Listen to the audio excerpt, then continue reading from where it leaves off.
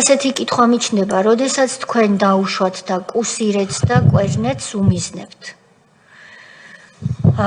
ეს ხომ არ არის ის შემთხვევა, როდესაც შეიძლება პროფესიონალმა სამიზნე ვერ განსაზღვროს და თქვათ, სხვაგან დაარტყას, შეიძლება ეს მოხდეს.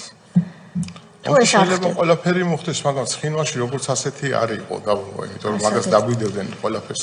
მკითხვაზე რომ epasukha ყურაშვილს, კი, ყველაფერი შეიძლება მოხდეს, ზოგს ვერ უმიზნებდით, კორექტირებას ვერ ვაკეთებდით და ზოგი ჭური ცხინვალში ჩამოვარდა და მშვიდობიანი მოსახლეობა დახოცაო. მერე რა ხდება? აი ამის მერე წულუკიანი თან რომ იძახიან ყველა ერთად რომ სამხედროებს არ ვერჩითო.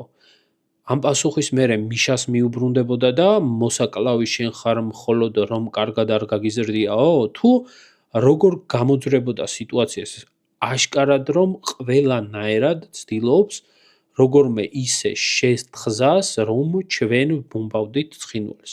თუ არასწორად მესმის და თქვენ სხვანაირად აღიქვავთ ამ სიტუაციას, ამიხსენით ბატონო და გავიგებ.